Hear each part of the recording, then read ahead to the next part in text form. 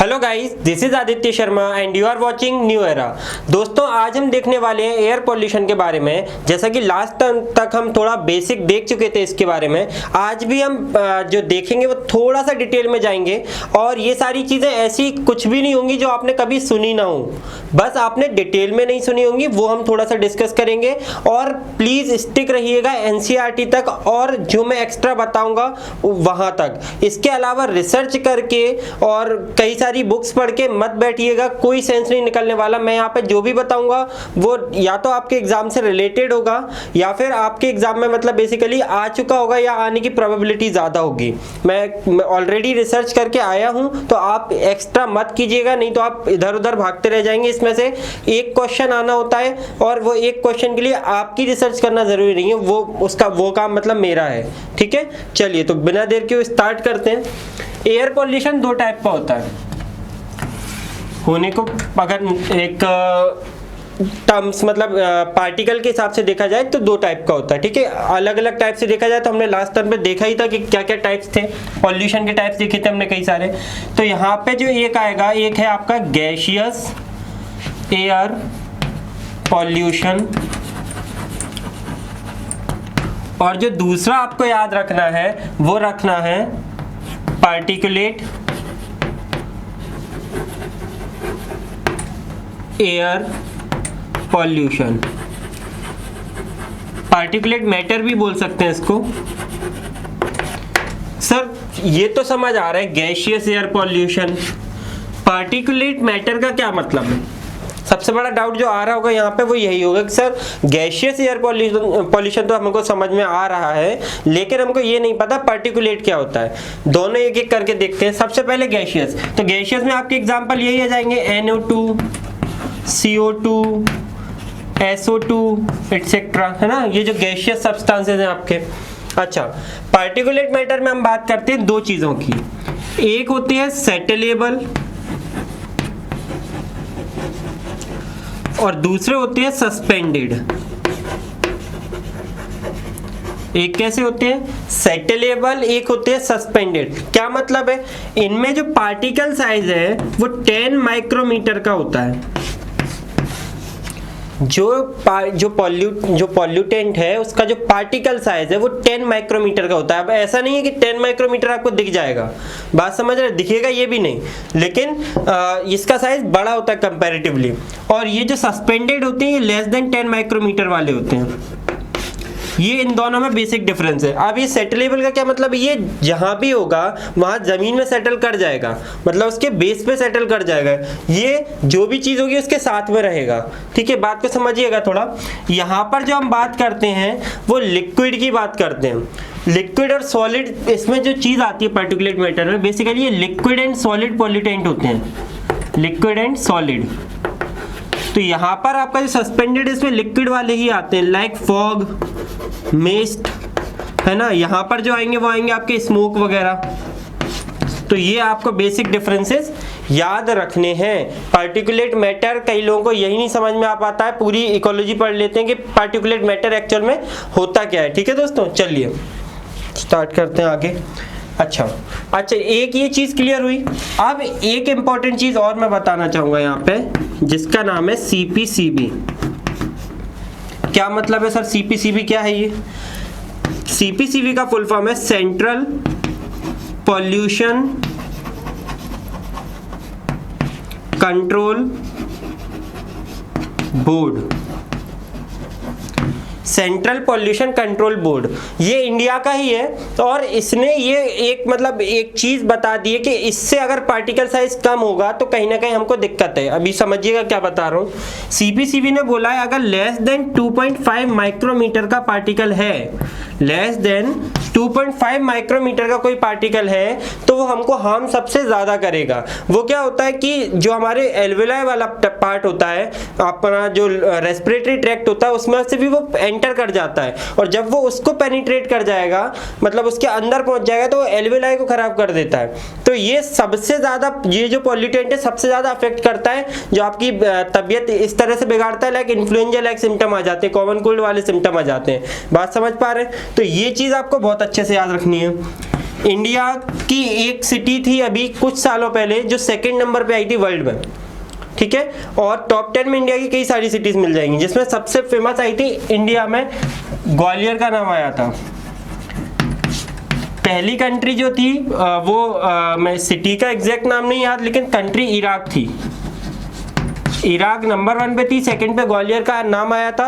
अब हालांकि चीज़ें बेटर हो गई हैं, तो अब तो सुधर गया। ये बेसिकली इंडस्ट्रीज से आते हैं, ये जो पार्टिकल्स होते हैं इतने छोटे छोटे, ये इंडस्ट्रियल स्मोक पार्टिकल होते हैं, जो इतने कम साइज के होते हैं, जो सबसे ज़्यादा अफेक्ट करते हैं। दिखता कोई भी नहीं है ना, बात को समझिएगा। ये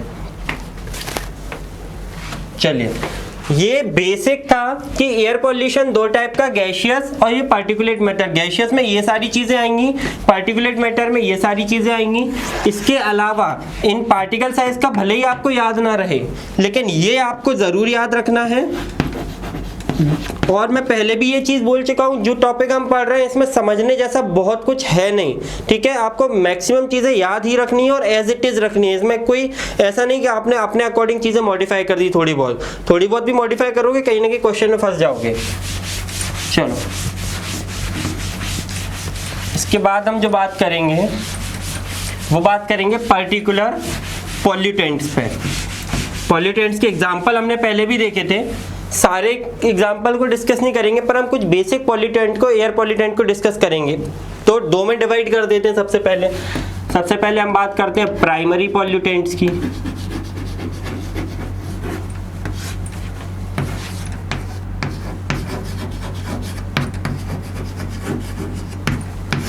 प्राइमरी पॉल्यूटेंट्स की। तो प्राइमरी पॉल्यूटेंट्स में कौन कौन आते हैं आपके, जो हमने बात की थी NO2 हो गए, जो पहली बार आ रहे हैं ना, बात को समझिए, जिन्होंने और किसी से रिएक्शन नहीं किए। फॉर एग्जांपल हम NO2 की बात कर लेते हैं, है ना। सबसे पहले चलो NO2 की ही बात कर लेते हैं। अब NO2 कहाँ से मिल रहा है, कहाँ से लीक हो रहा है, कैसे पॉल्यूशन करवा रहा है और इफेक्ट क्या करवा रहा है, बस हमको ये देखना है। क्या देखना है कि क्या कहाँ से मतलब रिलीज हो रहा है और अफेक्ट हमको कहाँ करवा रहा है। तो ये एग्रीकल्चर फील्ड से भी रिलीज हो जाता है ना। एग्रीकल्चर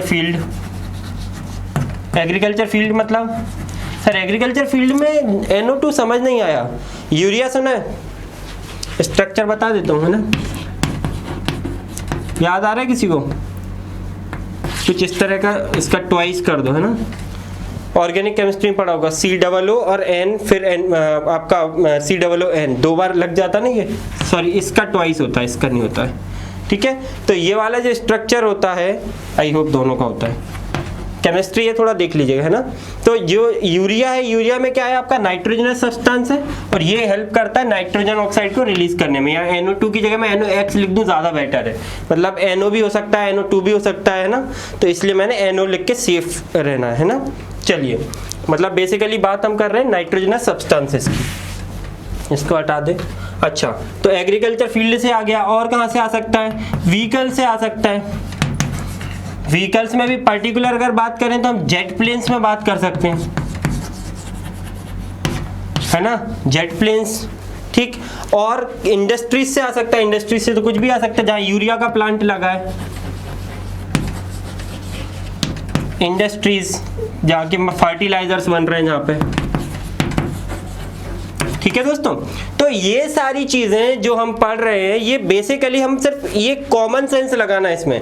यहाँ पे आपको कोई रटने की जरूरत नहीं है। जैसे एग्रीकल्चर फील्ड लिखा है तो आपके दिमाग में आएगा यार यूरिया जहाँ पर हम स्प्रेड कर रहे हैं, मतलब डिलीवर कर रहे हैं खेतों में, वहाँ पे NO2 रिलीज हो सकता है, ठीक है, कॉमन सेंस है।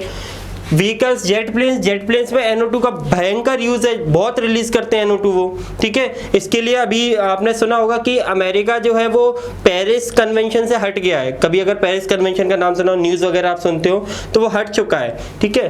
वो हम अपना खुद का मानता है, क्योंकि ये पॉल्यूशन सबसे ज़्यादा करते हैं। अगर वो कन्वेंशन में भी रहेगा, पॉल्यूशन भी करेगा, तो कैसे काम चलेगा, ठीक है।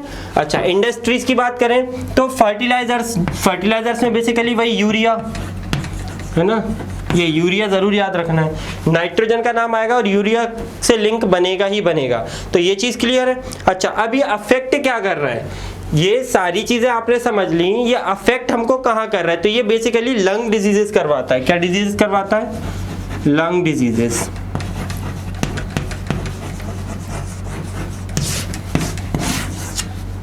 ठीक है दोस्तों।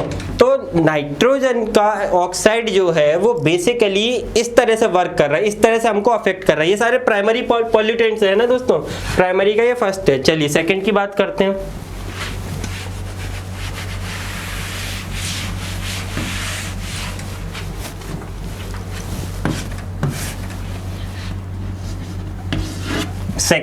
सेकंड में हम बात करेंगे SO2 की या सल्फर ऑक्साइड की।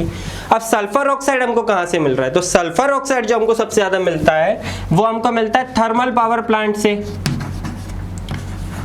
थर्मल पावर प्लांट है ना, ओर स्मेल्टर्स।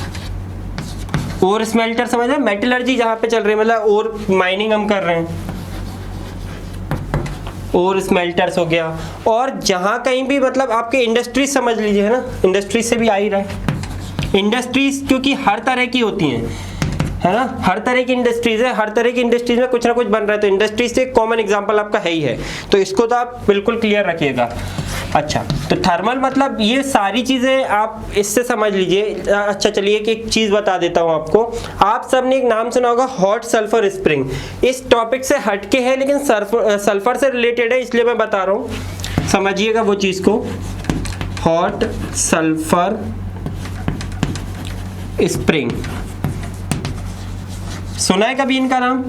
नहीं सुना है तो आपने एक चीज जरूर सुनी होगी कि जब हम नॉर्थ साइड में जाते हैं, पर्टिकुलरली मैं इंडिया की बात कर रहा हूँ, हिमालयाज साइड में जाते हैं, ठीक है, तो वहां पर एक चीज बहुत फेमस है कि एक छोटे से कुंड बोलते हैं उनको हम, कुएं टाइप होते हैं जिसमें पानी भरा होता है, काफी छोटे होते हैं, बहुत ज्यादा डीप नहीं होते हैं। तो उनमें बोला जाता है अगर आपको कोई बीमारी है, स्किन डिजीजेज है किसी तरह की, ठीक है, किसी तरह की और डिजीजेज है जो आप कहीं ना कहीं स्किन को अफेक्ट कर रही हैं, तो उसमें अगर आप जाके एक बार नहा लोगे या फिर आप उसमें एक बार डुबकी मार के भी आ जाओगे तो आपकी वो डिजीजेस खत्म हो जाती हैं। वो कैसे खत्म हो जाती है? बेसिकली वहां पे क्या है, ये सल्फर है, वहां की जो जमीन है और वो ठंडा एरिया है, मतलब माइनस में टेम्परेचर, और ये सारे बहुत गर्म होते हैं। गर्म इसकी वजह से होते हैं, सल्फर की वजह से।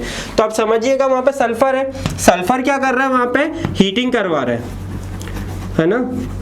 अब ये हीटिंग से आप बोलोगे सर ये तो समझ में आ रहा है, चलो हीटिंग करवा दी, सल्फर था, गर्म पानी करवा दिया, पर नहाने से ये कैसे आप बोल रहे हो कि आप तो मतलब मेडिकल साइंस वाले हो, ये कैसी बातें कर रहे हो, अंधविश्वास वाली?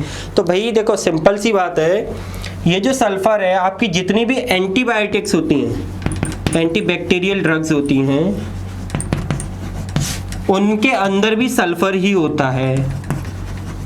तो ये एक तरह से एंटीबायोटिक की तरह काम करता है। तो जो स्किन पे बैक्टीरियल फंगल डिजीजेस होती हैं वो सारी की सारी एलिमिनेट हो जाती हैं नहाने से।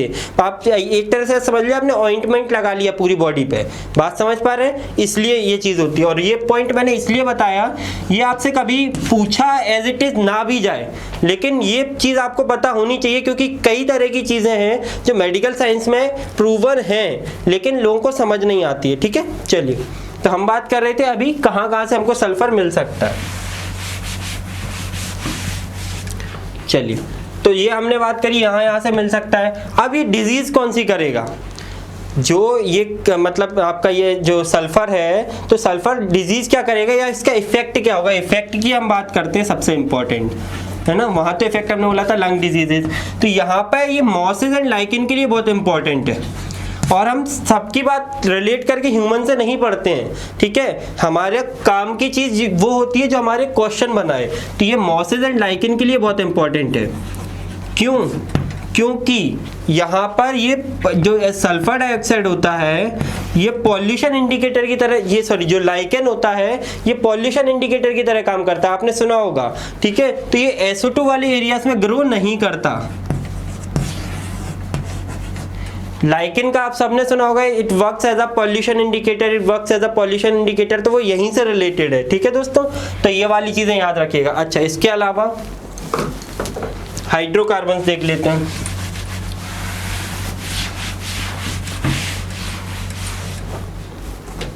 हाइड्रोकार्बन्स हाइड्रोकार्बन्स का क्या फंडा है? हाइड्रोकार्बन्स में आपके कई सारे आ जाएंगे, लाइक बेंजोपायरीन आ जाएगा, बेंजोपायरीन, बेंजीन, है ना, फॉर्मल्डिहाइड,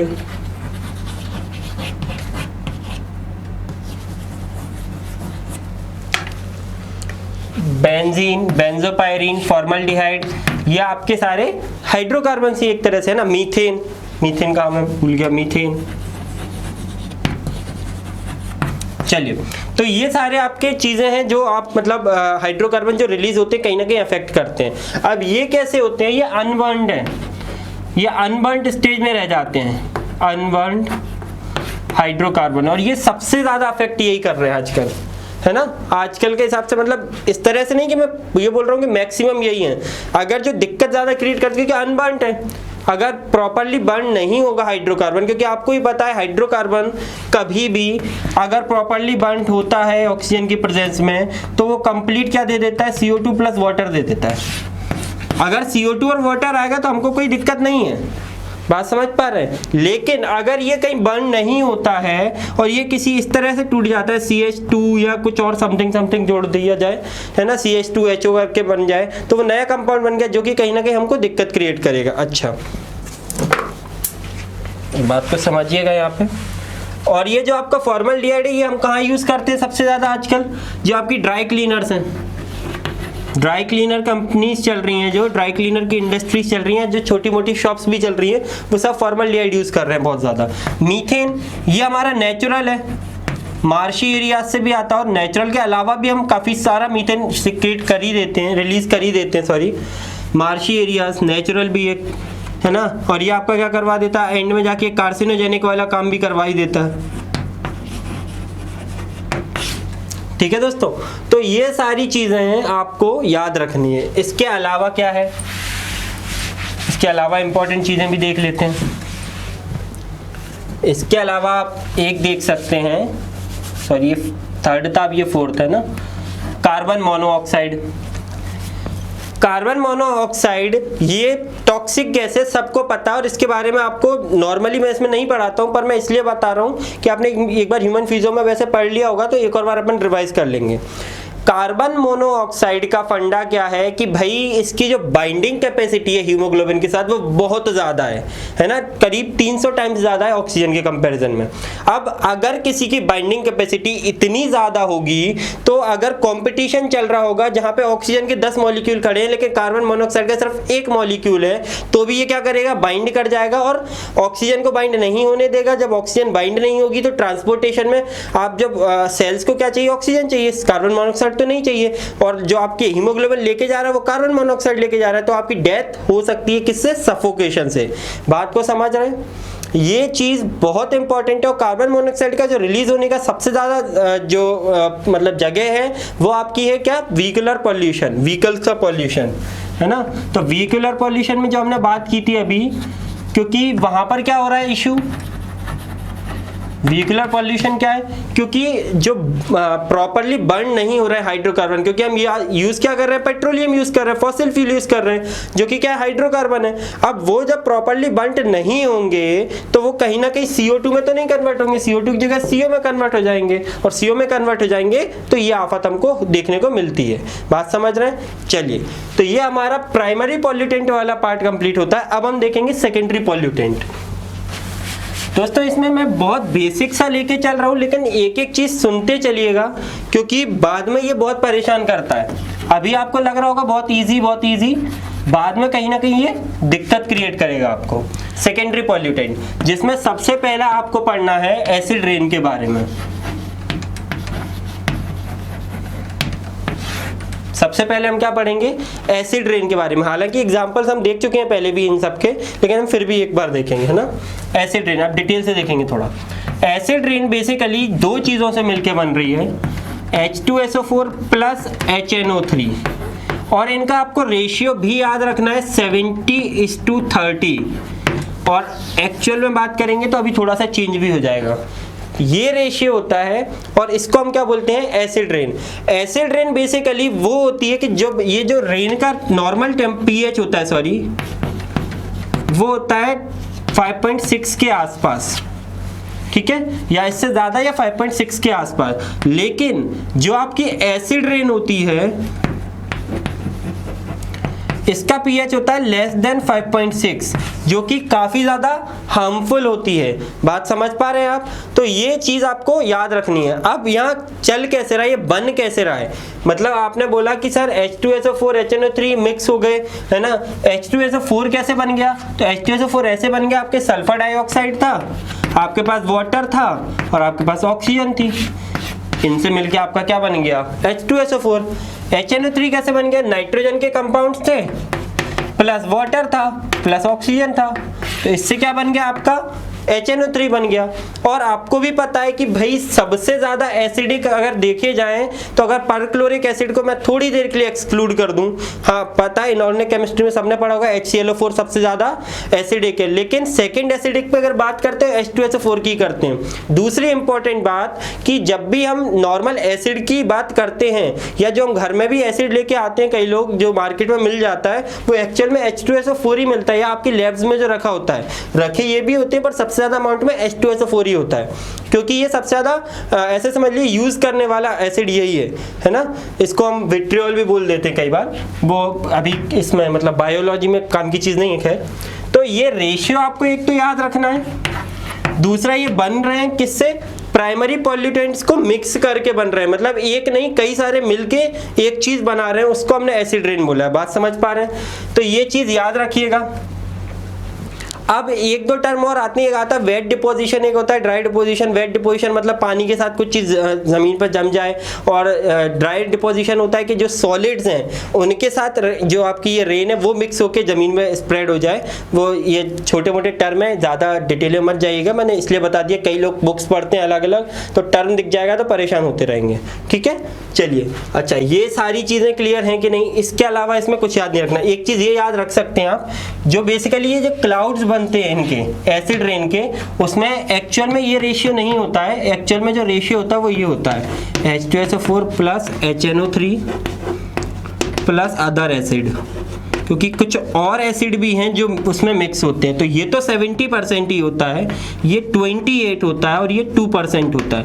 लेकिन जब क्वेश्चन पूछा जाता है तो अदर एसिड्स की बात ही नहीं की जाती। जब अदर एसिड्स की बात नहीं की जाती है तो 70 और 30 का रेशियो हम मान के चलते हैं, ठीक है दोस्तों। चलिए, तो ये हमारा एसिड रेन वाला पार्ट कंप्लीट होता है। इसके अलावा जो हम देखेंगे वो हम देखेंगे कुछ स्मोग। स्मॉग एक्चुअल में होता क्या है, आप सब ने अभी दिल्ली के बारे में सुना होगा, स्मॉग बहुत बढ़ गया है, स्मॉग बहुत बढ़ गया है ना। तो वो एक्चुअल में है क्या स्मॉग, पहले स्मॉग की बात कर लेते हैं भाई। ये आप बेसिकली जब एक चैप्टर आएगा अभी केमिस्ट्री में, सरफेस केमिस्ट्री या फिर सॉलिड स्टेट, है ना, सरफेस या सॉलिड स्टेट में आएगा शायद, है ना। तो उसमें जब आप पढ़ेंगे तो उसमें ये सारी चीज़ें आपको बताई जाएंगी कि जब सॉलिड से मिलता है तो क्या बनता है, सॉलिड लिक्विड इमल्शन बन रहा है ना। ये सारी चीज़ें जब आप पढ़ेंगे तो उसमें और ज़्यादा डिटेल से क्लियर होगा। अभी मैं एक सिंपल टर्म्स में बता दूँ, स्मोक का मतलब दो में डिवाइड कर दीजिए, है ना। तो smoke plus fog,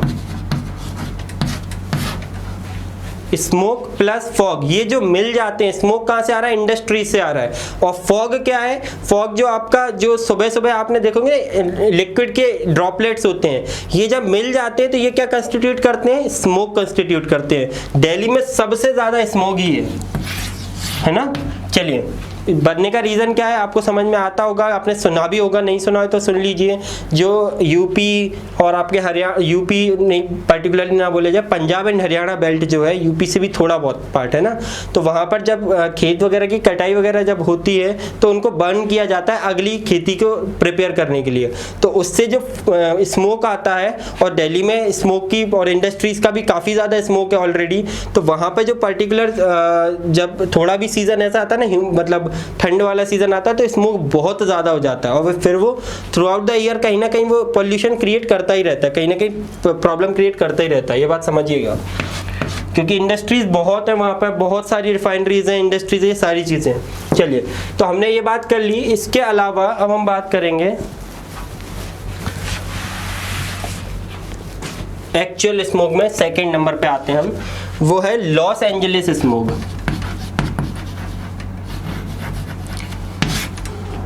Los Angeles को हम क्या बोलते हैं, लाइट इंड्यूस्ड, लाइट इंड्यूस्ड भी बोल देते हैं हम, और ऑक्सीडाइजिंग स्मोक भी बोल देते हैं। ये सारे इसी के नाम है ना दोस्तों, ये सारे इसी के नाम है। इसमें एक्चुअल में होता क्या है, बात को समझिएगा। हमने जो पान पढ़ा था, PAN, जब एग्जांपल्स देख रहे थे तब पान की बात की थी, है ना, तो वहीं से कुछ ये रिलेटेड है। अब यहाँ हो क्या रहा है, यहाँ पे 2-3 चीजें आपको बहुत देखने को मिलेगी। एक तो हाई टेम्परेचर, लाइट। अब मैंने ये पहले क्यों लिख दिया सर, ये पहले लिखने का कोई चक्कर हमको नहीं समझ में आया। ठीक है, तो चलिए हम आगे देखते हैं इसमें। अब क्या है ये चक्कर, मैंने ये पहले इसलिए लिख दिया क्योंकि आपको नाम से चीजें क्लियर हो जाएंगी। अब यहाँ पे आना क्या है, हमने जब पहले पढ़ा था तब भी हमने यही चीज पढ़ी थी। इसको मैं इस तरह से लूँ तो ज़्यादा बेटर है ना। तो ये हाई टेम्परेचर लाइट रिएक्शन करवाने में हेल्प कर रहे हैं, इसलिए हमने इसको उस लाइन पे ले लिया, रिएक्शन वाली। अच्छा, अब बनेगा क्या, तो बनेगा क्या, हमने पहले ही बात की थी, पान बनता है, याद आ रहा है क्या क्या, और नाइट्रोजन और ओजोन। ये चीजें जब मिलके बनती हैं इनको हम बोलते हैं ब्राउन कलर्ड स्मॉग। क्या बोलते हैं, ब्राउन कलर्ड स्मॉग। या फिर और हम नाम एक और देते हैं जो काफी फेमस नाम भी है, वो याद रखना है आपको, फोटोकेमिकल स्मॉग। फोटोकेमिकल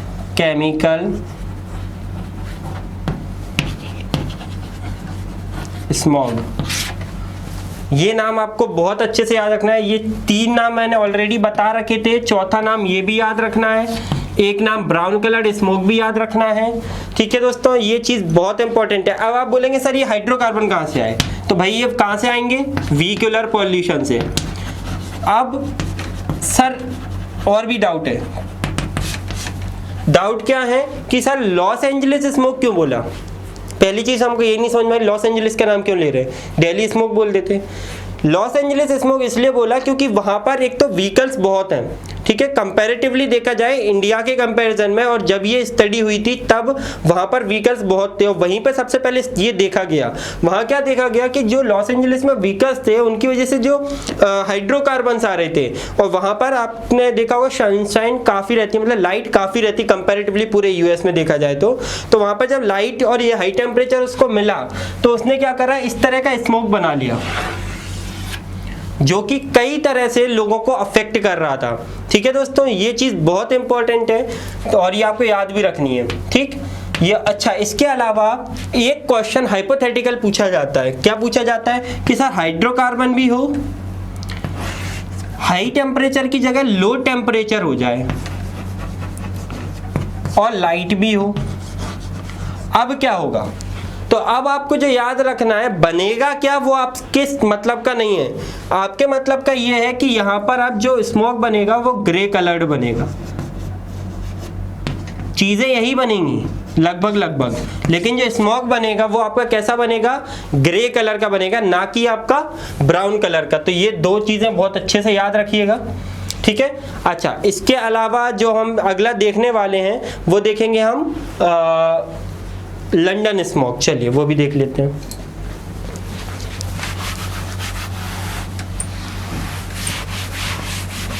ऑक्सीडाइजिंग क्यों बोला, क्योंकि ऑक्सीडेशन देखने को मिल रहा था, है ना।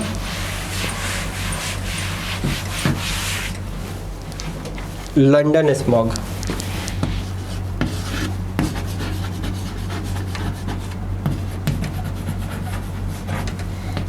लंदन स्मॉग, और क्या नाम दे सकते हैं इसको भाई, इसको हम बोलते हैं क्लासिकल स्मॉग।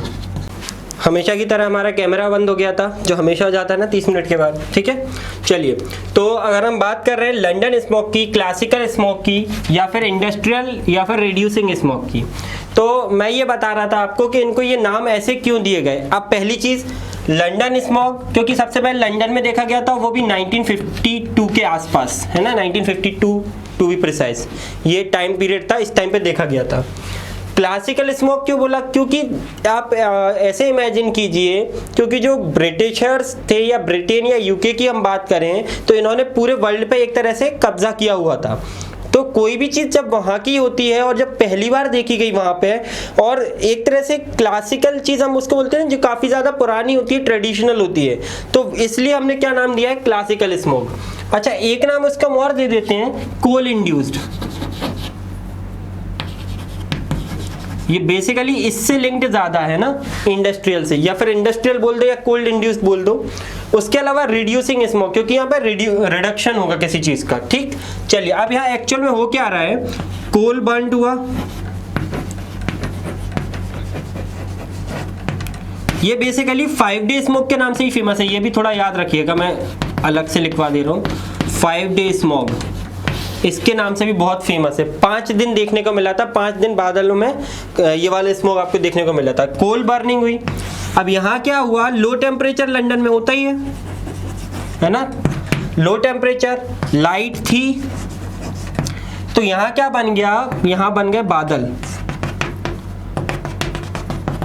H2SO4 का क्या बना, फॉग बन गए।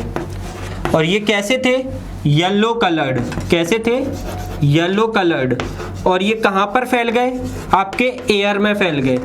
अब जब ये एयर में फैले तो दिक्कत क्या होनी है आप समझ जाएंगे। अब मैं दिक्कत मैंने अभी तक किसी की भी नहीं बताई, ना तो एसिड रेन की बताई आपको बहुत ज़्यादा, ना डिटेल से आपको मैंने फोटोकेमिकल स्मोक की बताई, ना लंदन की बताई।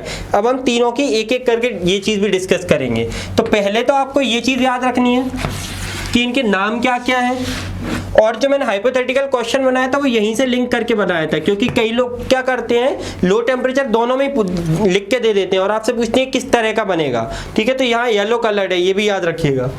ये सारी चीज़ें क्लियर है। अब बात करते हैं हम कि क्या क्या हार्मफुल इफेक्ट्स होंगे उनके, तीनों के एक एक करके हार्मफुल इफेक्ट्स की बात करेंगे, समझिएगा थोड़ा सा, है ना। हार्मफुल इफेक्ट, मैं हार्मफुल इफेक्ट साथ में इसलिए बता रहा हूं कि आपको एक बार में सारी चीजें क्लियर हो जाएं, अलग अलग बताता तो और ज्यादा कंफ्यूजिंग हो जाता है सब कुछ। Acid rain,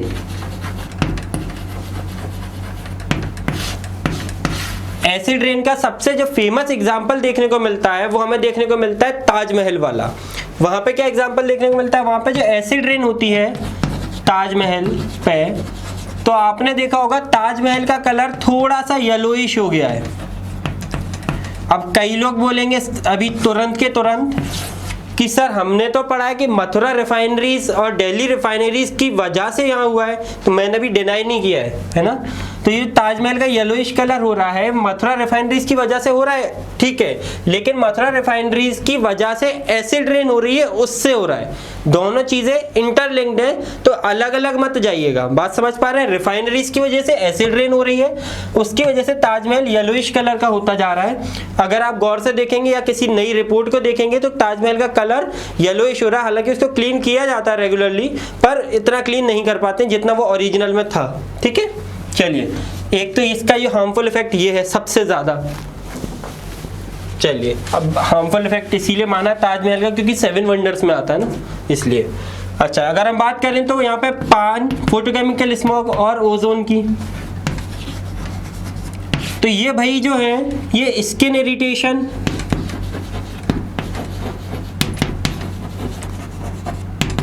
photolysis of water,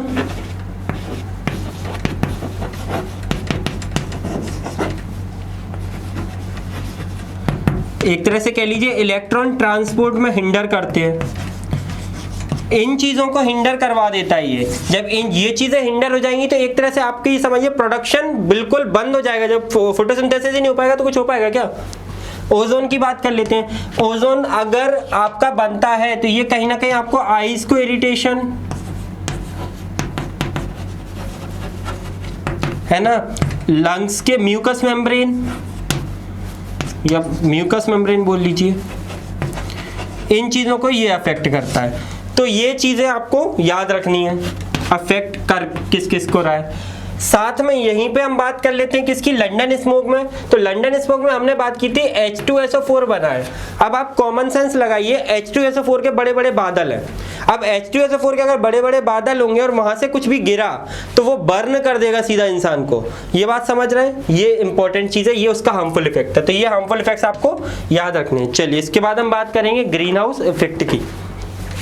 बचपन से पढ़ते आ रहे हैं ग्रीन हाउस इफेक्ट में, तो आई होप दिक्कत नहीं होनी चाहिए किसी को भी। थोड़ा सा समझेंगे। ग्रीन हाउस इफेक्ट, पहले बेसिक समझिएगा, आपको बाकी चीजें ऑटोमेटिक क्लियर हो जाएंगी। मैं पहले यहाँ पे कुछ गैसेस का नाम लिख देता हूं जिससे कि आपको आसानी हो याद रखने में, है ना।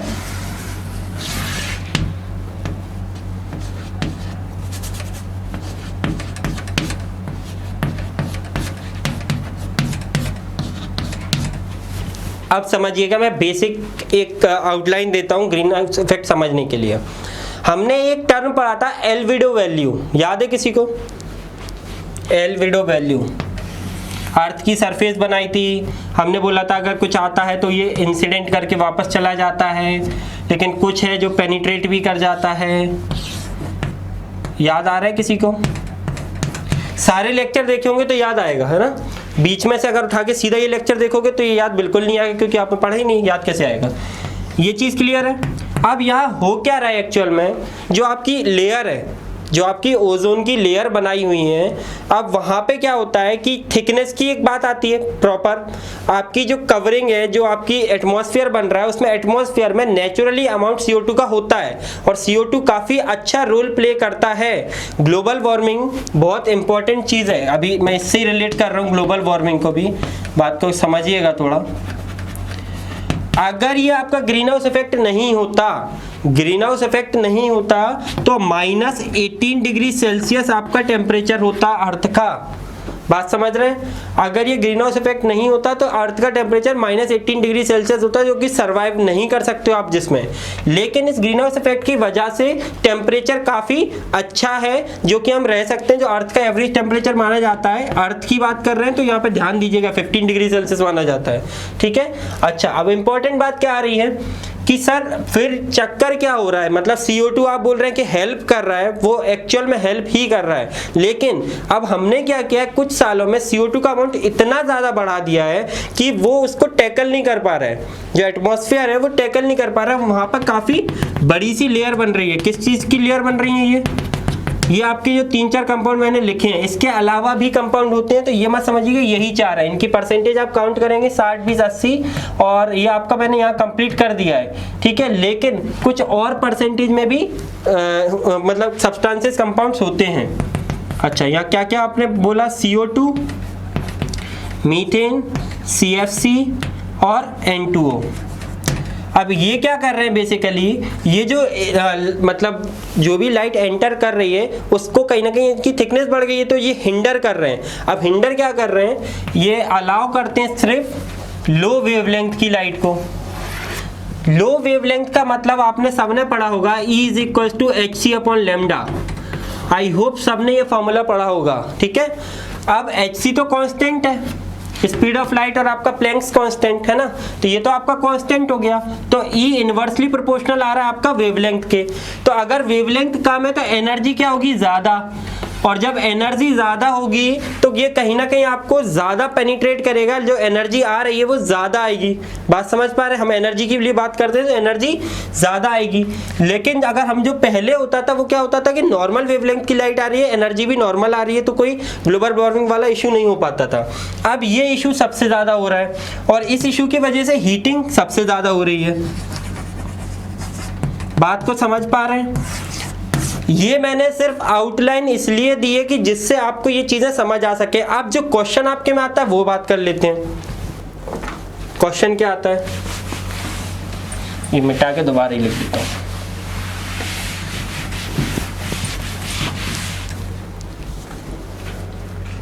क्वेश्चन आता है कि कौन कौन सी ग्रीन हाउस गैसेज होती हैं। बहुत सिंपल सा पूछते हैं वो लोग, है ना, उनको भरोसा है कि तुम्हें कुछ नहीं आता, ठीक है। CO2, मीथेन, CFC, N2O, है ना। 60%, 20%, 14% और 6%। अब सर इसके अलावा कौन कौन सी आ सकती हैं, तो यहाँ पर आपकी आ जाती हैं ओजोन, है ना, NO2, SO2, वाटर वेपर, ये सारे भी कहीं ना कहीं इनडायरेक्टली अफेक्ट कर रहे हैं किसको, ग्रीन हाउस इफेक्ट को करवाने की मतलब काम करवा रही है। तो क्वेश्चन जब भी आएगा तो पहले आपको ये 4 मेजर का नाम याद रखना है, इसके अलावा ये माइनर अगर याद रखने का काम आए क्वेश्चन, क्योंकि डिपेंड करता है किस अकॉर्डिंग पूछा गया। फॉर एग्जांपल पूछ लिया ग्रीन हाउस गैसेस कौन सी है, तो मैंने तो ये भी बताई है, और कौन सी नहीं है, सॉरी ये क्वेश्चन आ गया और ये 3 ऑप्शन में है और एक ऑप्शन में मान लीजिए ओजोन है, तो आप क्या लगाएंगे, ऑब्वियसली ओजोन ही लगाएंगे। बात समझ रहे हैं, ये क्वेश्चन पे डिपेंड करेगा कि क्वेश्चन किस फॉर्म में पूछा गया, ठीक है। तो ये ग्रीन हाउस इफेक्ट की जो मेजर बातें थी, क्या ये समझ में आई? ये बहुत बेसिक सी चीजें हैं और ये आपको समझ में आनी चाहिए, ठीक है दोस्तों। चलिए अब हम बात करते हैं थोड़ी सी CO2 फर्टिलाइजेशन इफेक्ट, एक टर्म आता है उसकी, चलिए बात करते हैं। उसके पहले एक चीज और देख लीजिए, वो चीज क्या है कि जो CO2 है इसकी जो एक अमाउंट हम ppm में हम बताते हैं कि कितना अमाउंट है इसका। तो ppm में अगर हम बात करें तो 1950s के आसपास इसका अमाउंट था 280 ppm के आसपास, है ना, पूरे अर्थ में। लेकिन ये 1950s का जब 2002 तक आए तो ये बढ़ के कितना हो गया 368 ppm, जो कि बढ़ता जा रहा है और ये कहीं ना कहीं हार्मफुल है, ये बात समझिएगा। फिर प्रेजेंट में अगर हम बात करें, प्रेजेंट का मतलब मैं ये नहीं बोल रहा हूँ 2020 की बात कर रहा हूँ, मैं ये बात कर रहा हूँ 16, 17, 18, 19 के आसपास, ठीक है। तो ये बढ़ के हो गया 392 ppm के आसपास और आज तो 400 प्लस टच कर गया होगा अप्रोक्स। बात समझ रहे हैं? हाँ, अभी ये कोरोना की वजह से ज़रूर कुछ कमी आई होगी, लेकिन इतना हम बेसिक जब क्वेश्चन के अकॉर्डिंग बोलते हैं तो इस तरह से मान के चलते हैं। अच्छा, इसके अलावा क्या बात है, इसके अलावा जो मैं बात कर रहा हूँ कि यहाँ पर हमको देखने को मिला है कि अर्थ का जो मीन टेम्परेचर है, अर्थ का जो टेम्परेचर है उसमें इंक्रीमेंट देखने को मिला है 0.6 डिग्री सेल्सियस का। अब आप बोलोगे सर इतना माइनर इंक्रीमेंट है, इसके लिए हम क्यों परेशान हो रहे हैं? ये माइनर इंक्रीमेंट ही कई सारे ग्लेशियर्स को खत्म कर चुका है, ग्लेशियर्स पिघल गए हैं और जब ये ग्लेशियर्स पिघलेंगे तो ग्लेशियर्स का पानी कहाँ आता है? आपकी रिवर्स में, रिवर्स में, ओशियन में, ये सब का होगा इंक्रीज होंगे। अब जितनी भी सिटीज पोर्ट के साइड, सॉरी सी के साइड में है, ओशियन के साइड में है, वो सारी खतरे के मतलब खतरे के आसपास हैं और जितनी भी फेमस सिटी है उनके साथ में रिवर या फिर बड़ी रिवर, मतलब कहने का मतलब, और बड़े बड़े सी हैं। तो ये मतलब जो अफेक्ट करेगा ये बेसिकली पूरे वर्ल्ड को अफेक्ट करेगा और ये छोटा मोटा टेम्परेचर ही आप समझ रहे हैं ना, 0.6 डिग्री सेल्सियस ने ये हालत कर रखी है, तो ये चीज़ समझिएगा। चलिए अच्छा आगे हम बात करते हैं, हम बात कर रहे थे CO2 फर्टिलाइजेशन इफेक्ट की। ये नॉलेज के चक्कर में इधर उधर चले जाते हैं ना।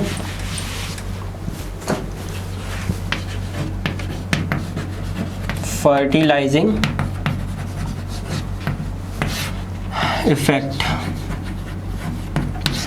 CO2 फर्टिलाइजेशन इफेक्ट, ये एक्चुअल में CO2 फर्टिलाइजेशन इफेक्ट होता क्या है? CO2 फर्टिलाइजेशन इफेक्ट समझिएगा, यहां हमको क्या देखने को मिलता है, जब CO2 ज्यादा होता है तो हमको देखने को मिलता है जो C3 प्लांट्स होते हैं,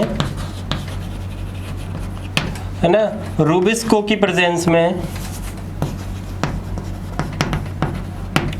प्रोडक्शन बोल दीजिए या मतलब सॉरी फोटोसिंथेसिस बोल दीजिए, तो फोटोसिंथेसिस ज़्यादा होगी तो क्या ज़्यादा होगा? प्रोडक्टिविटी। ये बहुत बेसिक सी बात है, CO2 फर्टिलाइजेशन इफेक्ट समझा रहा हूँ इसलिए मैंने इतना बता रहा हूँ, बहुत ज़्यादा इंपॉर्टेंट नहीं है, बोर्ड्स वगैरह के लिए इंपॉर्टेंट हो सकता है ना। और बाकी अगर ये कम होगा, यही कम होगा, ठीक है, तो फिर क्या देखने को मिलेगा आपको? पार्शियल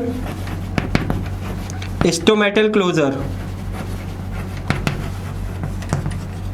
ट्रांसपिरेशन कम करने के लिए, ठीक है, और ये आपकी जो स्टोमेटल डेंसिटी है वो इंक्रीज हो जाएगी।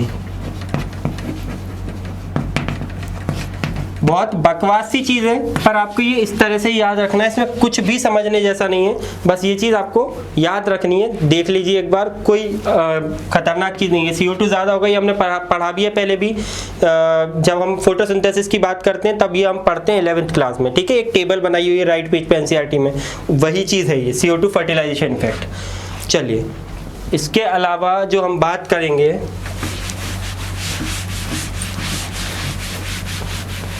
वो हम बात करेंगे अब ओजोन डिप्लीशन की। किसकी बात करेंगे? Ozone depletion.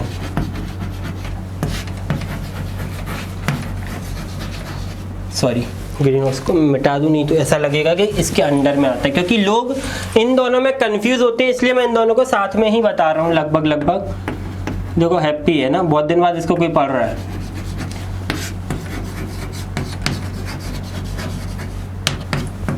Ozone depletion.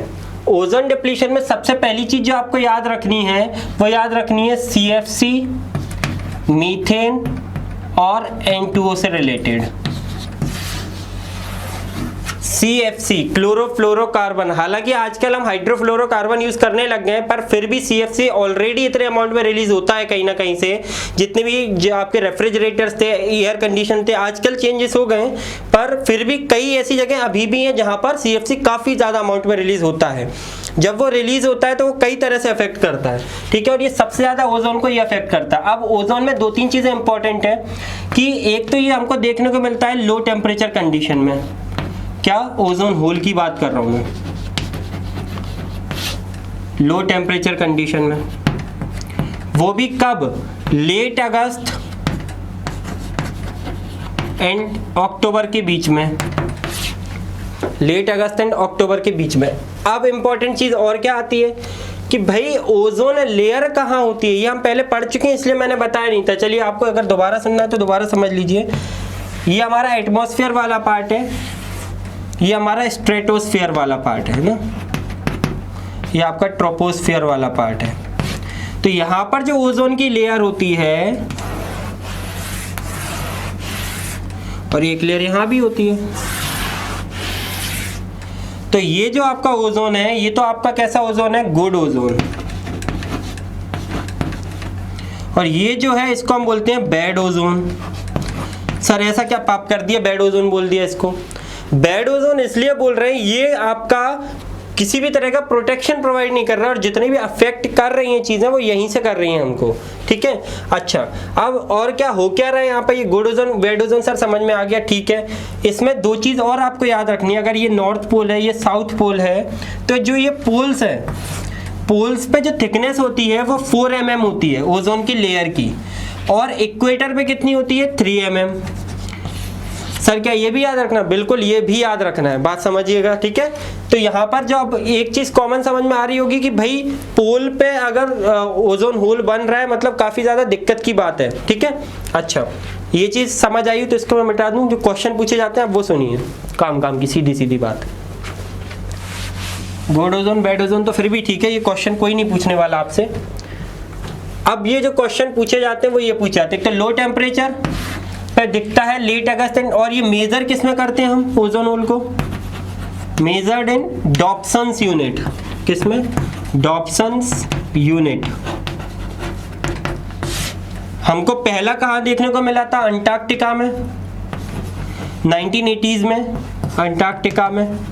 वो भी किसने देखा था? निम्बस 7 सैटेलाइट में, है ना, निम्बस 7 सैटेलाइट ने देखा था। ये नॉलेज पॉइंट ऑफ व्यू से इसको ज्यादा कोई नहीं पूछेगा, पर ये याद रखिएगा अंटार्कटिका में सबसे पहले देखा था, है ना। तो ये सारी चीजें कुछ आपको याद रखनी है। अब इनकी प्रोसेस क्या होती है, बनते कैसे हैं ये, अब वो समझिएगा।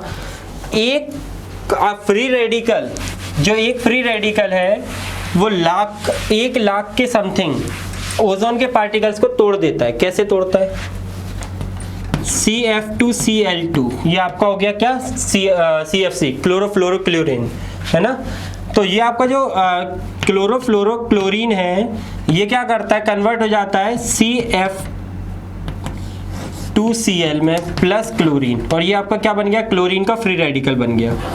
ये फ्री रेडिकल क्या करता है? क्लोरीन का फ्री रेडिकल ओजोन के साथ रिएक्शन करके यहाँ पर आपका एक ओजोन का ओजोन को अलग कर देता है और यहाँ पर O2 बना देता है, और ये क्या बना देता है, ClO2।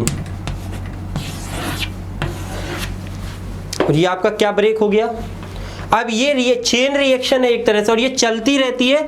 एक क्लोरीन, ये जो एक क्लोरीन है ये, अब ये क्या करता है, आगे भी ऐसे ही रिएक्शन करेगा, है ना। ये ClO2 को फिर आगे तोड़ देगा, ClO फिर O2 में टूट जाएगा, फिर ये अकेला फिर क्लोरीन बचेगा, और ये फिर यही रिएक्शन कंटिन्यू कर देगा। और ये कब तक करता रहता है, इसकी जो हाफ लाइफ वगैरह होती है, ये बेसिकली 1 लाख ओजोन के पार्टिकल्स को, मॉलिक्यूल्स को ब्रेक कर देता है। इसलिए सबसे ज़्यादा दिक्कत इससे हमको समझ में आई है। ठीक है, इतनी चीज़ क्लियर है, यहाँ पे ये चीज़ें क्लियर है। अब इसको देखते हुए एक चीज़ हुई थी, बेसिकली मॉन्ट्रियल प्रोटोकॉल आया था। क्या आया था, मॉन्ट्रियल प्रोटोकॉल। मॉन्ट्रियल भाई एक जगह का नाम है जो कनाडा में है ना। मॉन्ट्रियल एक जगह का नाम है जो कि कनाडा में है। कई लोगों को सिर्फ एक ही सिटी पता होती है कनाडा की, टोरंटो, है ना। तो टोरंटो के अलावा ये मॉन्ट्रियल भी है वहाँ पे, ये काफ़ी फेमस है वहाँ के लिए, वहाँ का हब है, फाइनेंशियल हब है वहाँ का। मॉन्ट्रियल प्रोटोकॉल लगा 1987 में। तो ये आपको याद रखना है, मॉन्ट्रियल प्रोटोकॉल 1987 में आया था। अप्रूव हालांकि 1-2 साल बाद 1989 में हुआ था, पर मॉन्ट्रियल प्रोटोकॉल बेसिकली इसके लिए ही आया था। अब हम देखेंगे बेसिकली कॉप के बारे में। किसके बारे में, कॉप। कॉप क्या होता है वो समझेंगे और फिर कॉप के बारे में देखेंगे। आज का लेक्चर थोड़ा लंबा होने वाला है दोस्तों, पर कोशिश कीजिएगा। ये लेक्चर मैं इसलिए लंबा कर रहा हूँ क्योंकि ये काफ़ी बड़ा होती जा रही हैं चीज़ें बहुत आसान हैं, पर बतानी सारी ही पड़ती हैं, तो टाइम कंज्यूम कर ही रही हैं कहीं ना कहीं। ठीक है, और ये मैं आधी चीज़ इधर बताऊंगा, आधी दूसरी जगह बताऊंगा, तो आपको दिक्कत होगी। कॉप का मतलब है कॉन्फ्रेंस ऑफ पार्टीज, और ये आपको देखने को ये जब मिला था, ये कॉन्फ्रेंस ऑफ पार्टीज क्यों बनाई गई थी, क्योंकि ग्रीन हाउस इफेक्ट बढ़ रहा था, ग्लोबल वार्मिंग हो रही थी, कहीं ना कहीं जो सिटीज थी वो खतरे में थी। तो काफ़ी सारी कंट्रीज ने मिलके एक बनाया पूरा सिस्टम, जिसको हमने क्या बोला, कॉन्फ्रेंस ऑफ पार्टीज। अब ये कॉन्फ्रेंस ऑफ पार्टीज सबसे पहले जो हुआ था स्टार्ट इस तरह से चीज़ें, वो 1992 में हुआ था, जब अर्थ समिट हुआ था। वहाँ से इस चीज़ का आइडिया लिया गया था। तो ये आपको याद ये रखना है कि अर्थ समिट से आइडिया लिया गया था। ठीक है, अर्थ समिट अपना रियो डी जेनेरियो में हुआ था, आपको याद होगा, लास्ट या सेकंड लास्ट टर्म पे मैंने बताया था। ठीक है, चलिए अब ये चीज़ तो खत्म। कॉन्फ्रेंस ऑफ पार्टी जहाँ से स्टार्ट हुई है वो हमको याद रखने हैं सारे के सारे। 3 बार क्वेश्चन पूछा गया है, तो रिस्क नहीं लिया जा सकता, फिर से पूछ सकते हैं क्योंकि इस बार एनटीए पेपर करवा रहा है ना। तो कॉन्फ्रेंस ऑफ पार्टी में हमको याद रखना है COP 1 से, और COP 1 जब भी हुआ था आपका 1995 में सबसे पहले, है ना। तो मैं यहाँ से नंबरिंग से लिखूंगा और लाइन से पूरा लिखता जाऊंगा, आपको नोट करना और याद रखनी है चीज़ें। ठीक है, यहाँ और कोई ऑप्शन नहीं है। बाकी मैं स्पेसिफिक डेट नहीं बोल रहा हूँ क्योंकि यहाँ नवंबर दिसंबर भी याद रख सकते थे, और ये सारा कॉप है ना, तो मैं डायरेक्ट नंबरिंग कर रहा हूँ। 3 1997 ये सबसे ज़्यादा इंपॉर्टेंट होगा, उस पर मैं डबल ट्रिपल स्टार लगा दूंगा। ठीक है, 4 1998, 5th 1999, 6th 2000, 7th 2001, 8th 2002, 9th 2003, 10th 2004, 11th 2005। चौ खत्म। ये शायद आपको नहीं दिखेगा इसके नीचे, है ना। तो 12 यहाँ से चालू कर देते हैं, सॉरी सिंपल 12 लिखता हूँ। 12 2006, 13, तो ये सब सेकेंड बढ़ाते जाइएगा, ये आप बढ़ा लेंगे। मैं 14 15 डायरेक्ट लिख रहा हूँ। 18 19 20 21 22 23 24 25, है ना दोस्तों, और 26 इस साल होने वाली थी। काउंट करेंगे तो यहाँ पे आप देखिए, ये 7 8 9 10 11 12 13 14 15 16 17 18 19 और ये 20 में यहाँ होने वाली थी। ठीक है, अब इतनी हमको कॉप याद रखने हैं, कोई ऑप्शन नहीं है, कोई ऐसी चीज़ नहीं कि भाई आपको मतलब सर हमें कोई शॉर्टकट बता दो। तो याद रखने का ये है कि आप जब 4 बार पढ़ के 4 लोगों से डिस्कस करेंगे चीज़ें तो ऑटोमेटिक याद हो जाती हैं। काम की चीज़ें मैं बता दूंगा हालांकि जो आपको याद रखनी है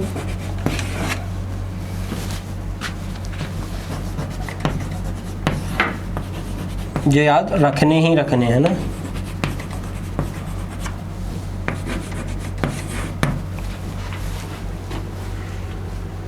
और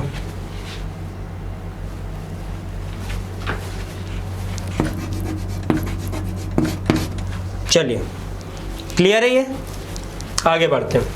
कॉप 1 1995 में जो हुआ था आपका, वो हुआ था बर्लिन जर्मनी में, है ना, कैपिटल है ना। मैं कई बार कंट्रीज नहीं लिखूंगा, सीधा बर्लिन लिख के आगे बढ़ जाऊंगा। मैं एक दो बार आपको चीजें बता रहा हूँ, ठीक है। चलिए 1996 में आपका जो हुआ था वो हुआ था आपका जिनेवा में। जिनेवा सबको पता है स्विट्जरलैंड में, कई सारे ऑफिसेज हैं यहाँ पे। 1997 में आपका हुआ था क्योटो में, क्योटो जगह है जापान में, और यहीं से स्टार्ट माना जाता है बेसिक जो एक्चुअल में कंट्रीज इकट्ठी हुई थी। ये चालू तो हो गया था पर बहुत सारी कंट्रीज इकट्ठी नहीं हुई थी। जो एक्चुअल में चालू हुआ था वो यहीं से हुआ था। और ये नीट यूजी जब पहली बार हुआ था आपका, नीट यूजी पहली बार कब हुआ था 2013 में, तब ये क्वेश्चन आया था क्योटो प्रोटोकॉल कहाँ पे लागू हुआ था, कौन से ईयर में लागू हुआ था, ठीक है। तो ये 1997 आपको याद रखना था। 1998 में जो आपको याद रखना था वो याद रखना है ब्यूनोस एयरिस। किसकी कैपिटल है, ये आपके लिए होमवर्क समझ लेना, अर्जेंटीना की है वैसे, चलो बता ही देता हूँ, ठीक है। अच्छा 5th नंबर पे जो आपको याद रखना है वो याद रखना है बॉन, ये भी जर्मनी में है, ठीक है। चलिए 6th नंबर, जैसे प्राग बोलते हैं ऐसे हैग बोलते हैं। हैग आपका कहाँ पे आता है, हॉलैंड बोल लीजिए, नेदरलैंड बोल लीजिए, नेदरलैंड लिख देता हूँ, हॉलैंड पुराना नाम है, नेदरलैंड, ठीक है दोस्तों। फिर आपको जो याद रखना है 2001। अब 2001 से पहले जो आपको याद रखना है वो ये रखना है, मैं इसको स्पेसिफिक बताऊंगा, पहले मैं इसको बताऊंगा। ये आपको याद रखना है न्यू दिल्ली, क्योंकि इसके पूछे जाने की इस बार प्रोबेबिलिटी सबसे ज़्यादा है, तो ये चीज़ बहुत अच्छे से याद रखिएगा, ठीक है। चलिए आई एम सॉरी दोस्तों, आप बैटरी ख़त्म हो गई थी तो मेरे को जाना पड़ गया था चेंज करने। अब बात कर रहे थे हम इनके नाम की, है ना। तो ये 7th नंबर पे कॉप 7 हुआ था। ये आपका बहुत ज़्यादा इंपॉर्टेंट नहीं है, याद रख लीजिएगा फिर भी, मोरक्को, है ना, बहुत ज़्यादा इंपॉर्टेंट नहीं है ये वाला, तो इसको ज़्यादा लाइट मतलब थोड़ा लाइटली ले सकते हैं। जो 2003 में हुआ था ये आपको याद रखना है मिलान। मिलान सबको पता होगा आई होप। मिलान आपने अगर मिलान नहीं सुना तो AC मिलान, इंटर मिलान सुने होंगे। कोई इंग्लिश प्रीमियर लीग का फ़ैन होगा तो, है ना, चैम्पियंस लीग, यूएफए लीग कुछ तो देखते होंगे, है ना। तो ये मिलान बेसिकली जगह का नाम है, इटली में। अच्छा 2004 में जो कॉप 10 हुआ था आपका, ये भी आपको मैं स्टार लगा रहा हूँ क्योंकि बेसिकली आपसे ये वाला आपसे एक बार पूछा जा चुका है, डायरेक्ट कॉप के नाम से नहीं पूछा गया था। यहाँ पर कहाँ पे हुआ था ये पूछा गया था, डायरेक्ट मतलब इनडायरेक्ट वे में ये क्वेश्चन आया था। उसके अलावा ये कुछ क्वेश्चन पूछे जा चुके हैं 2, जिसके आगे पीछे वाला आपको हमेशा याद रखना है। ये चीज़ बेसिक होती है, कभी कोई क्वेश्चन पूछा गया ना उसके आगे और पीछे की चीज़ एक बार याद आपको रखनी ही रखनी है, ठीक है। तो जो आपका 2004 में हुआ था ये आपको याद रखना है।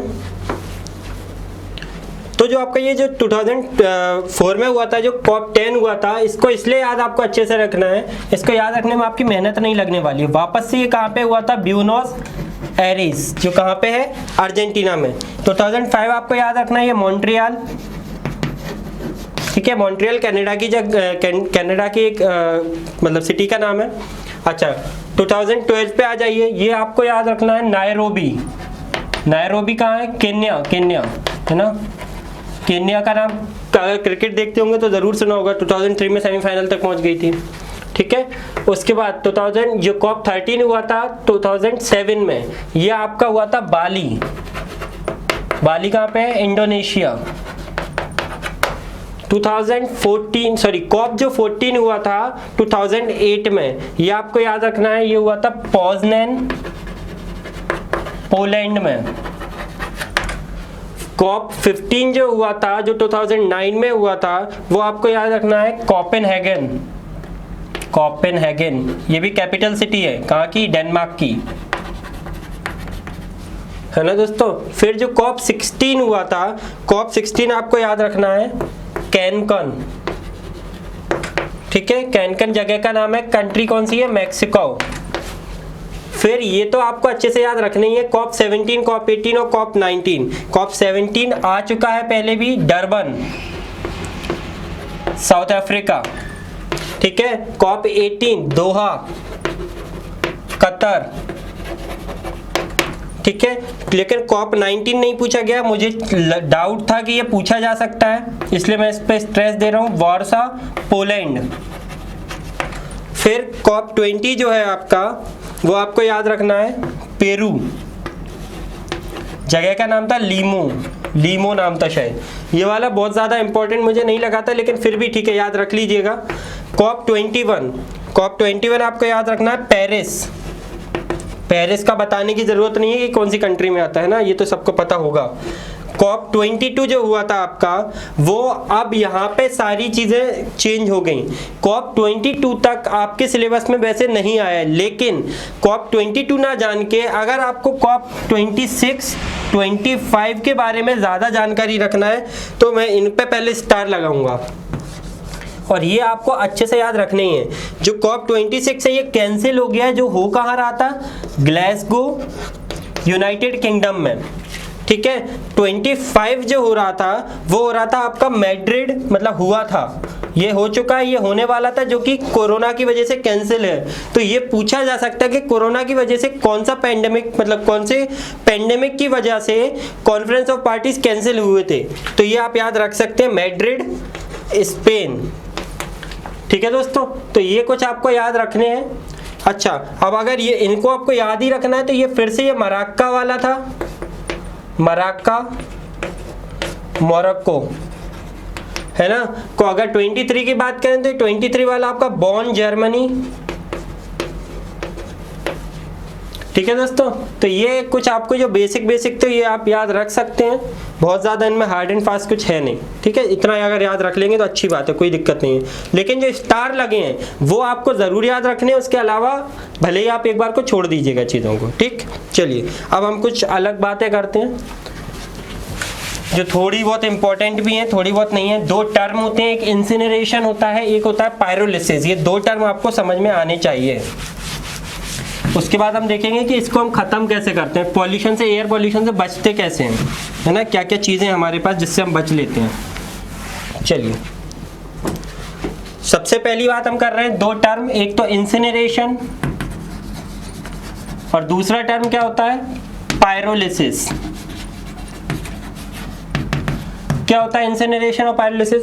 इंसिनरेशन का मतलब है बर्न करना हाई टेम्परेचर पे, पायरोलिसिस का क्या मतलब है? बर्न करना हाई टेम्परेचर पे। सर दोनों एक जैसे, डिफरेंस क्या है? डिफरेंस ये है कि इंसिनरेशन में हम O2 की प्रेजेंस में बर्न करते हैं और पायरोलिसिस में O2 की एब्सेंस में बर्न करते हैं, बस ये डिफरेंस है। दोनों में हाई टेम्परेचर पे बर्न कर देते हैं किसी भी चीज़ को, ठीक है। चलिए इसके अलावा जो पॉइंट आपको याद रखने हैं, वो सबसे इंपॉर्टेंट चीज जो है कि हम पॉल्यूशन से बचेंगे कैसे। तो एयर पॉल्यूशन,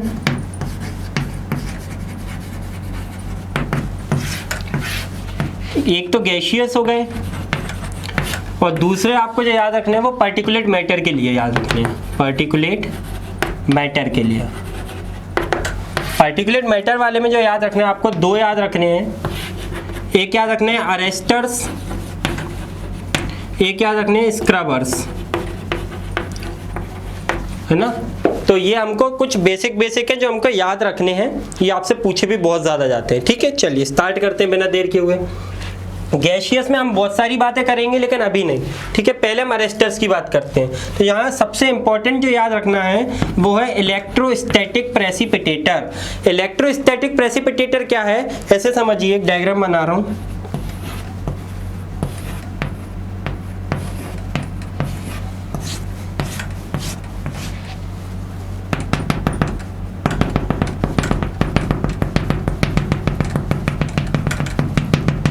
अब यहाँ हम क्या कर रहे हैं, यहाँ पे हमने डाली क्लीन एयर।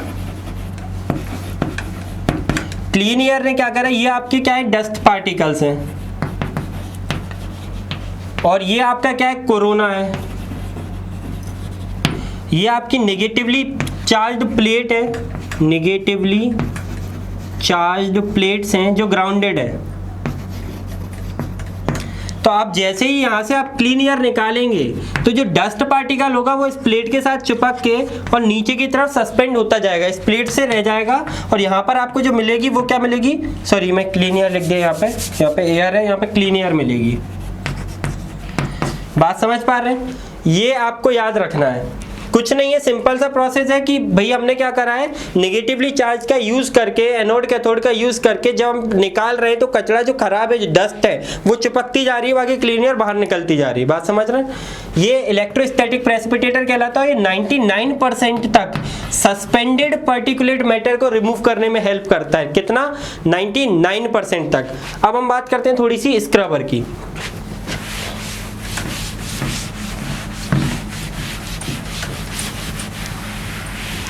पूरा ही मिटा देता हूँ, स्क्रबर की बात करते हैं। हालांकि मेरे से डायग्राम अच्छे बनते नहीं हैं, है ना, तो डायग्राम पे तो बिल्कुल मत जाना, समझने की कोशिश करना, ठीक है। यहां से हमने एयर डाली, ठीक है, जो भी हमारा डस्ट था, एयर थी, वो हमने डाला, ठीक है। यहां पर हमारा क्या है, water lime spray, lime spray, है ना। तो जैसे जब ये एयर ऊपर जाएगी, लाइम स्प्रे की वजह से यहाँ पर SO2 सस्पेंड होता जाता है। तो SO2 जो गैसेस होती हैं, गैसेस के लिए एक्चुअल में स्क्रबर यूज किया जाता है, और ये बेसिकली दोनों तरह से होते हैं, लेकिन आपके सिलेबस में SO2 वाला ही है, जो डायग्राम NCERT ने बना भी रखा है, ठीक है। तो ये वाला याद रखना है कि जब यहाँ से आप एयर डालोगे, फ्रेश एयर, तो ये SO2 को यहाँ पे सस्पेंड करती जाती है, बाकी एयर बाहर निकलती जाती है।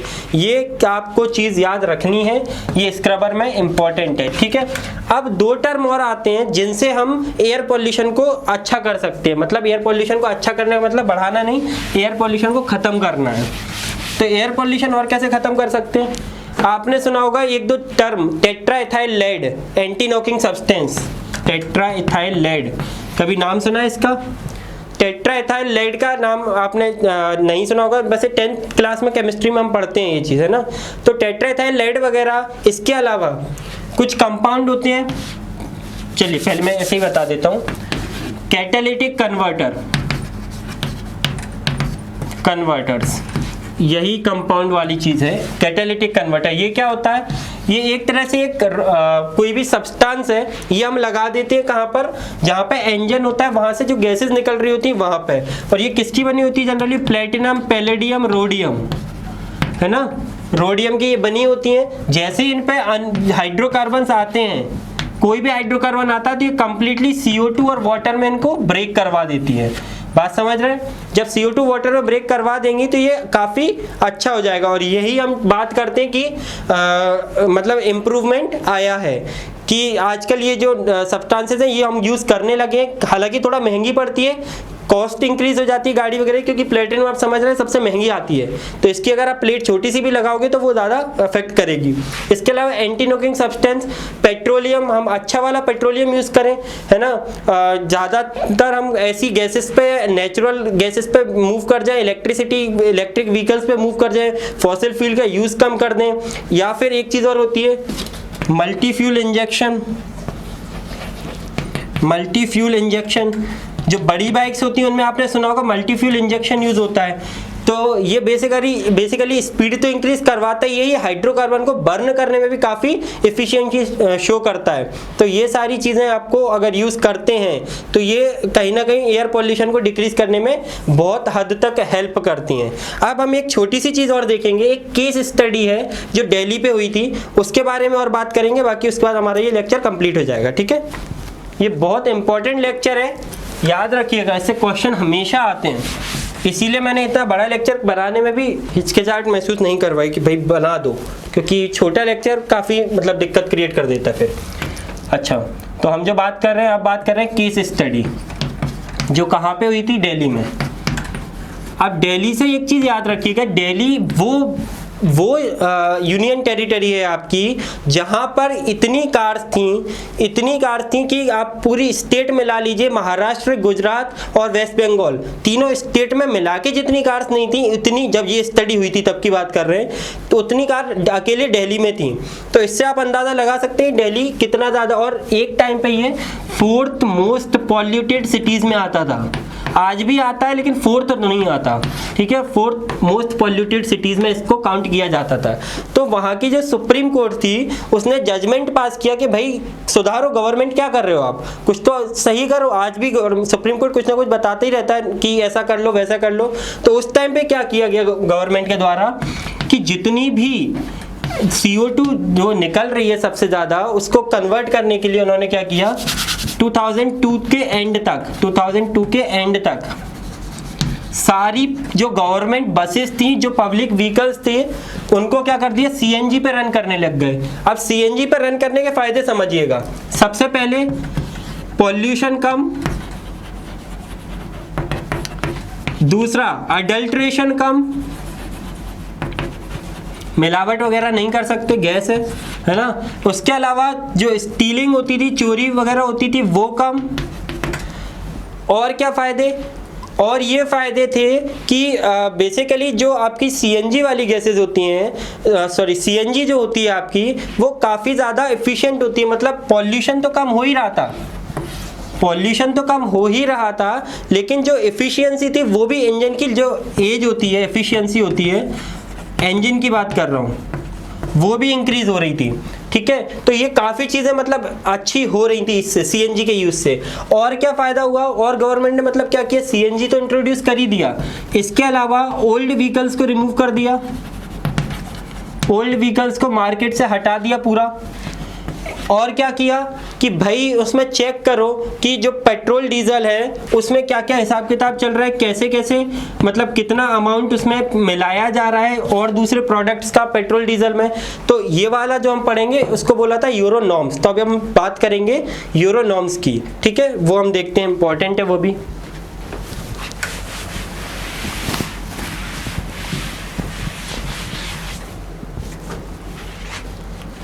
हम बात कर रहे हैं यूरो नॉर्म्स की, है ना। यूरो को हम भारत स्टेज भी बोलेंगे, भारत स्टेज और यूरो हम एक दूसरे के लिए यूज़ कर सकते हैं। तो जो भारत स्टेज और यूरो 1 था, ये पहली बार आया था 1999 में, स्पेसिफिक बोलूँ तो जून में, ठीक है। ये यूरो 1 की हमने बात की है, ठीक है, यूरो 1। अगर हम बात करें वहीं भारत स्टेज 2 या यूरो 2 की, यूरो 2 की, भारत स्टेज 2 या यूरो 2 की, तो ये आपका आया था 2005 में।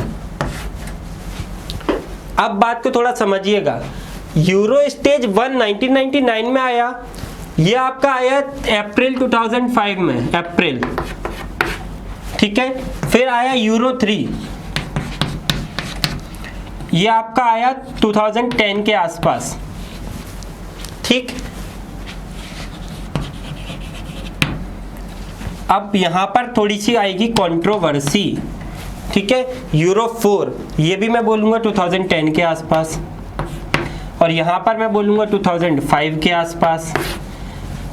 तो कंट्रोवर्सी से बचने के लिए NCERT की तरफ स्विच कर जाइए। कंट्रोवर्सी क्या थी कि जो यूरो स्टेज 1 वगैरह जो आए थे आपके, ये पहले हर सिटी के लिए नहीं आए थे, बात समझ रहे हैं, हर सिटी के लिए ये चीज़ें लागू नहीं हुई थी, ये लागू हुई थी कुछ स्पेसिफिक सिटीज़ के लिए जहाँ पे पॉल्यूशन सबसे ज़्यादा है।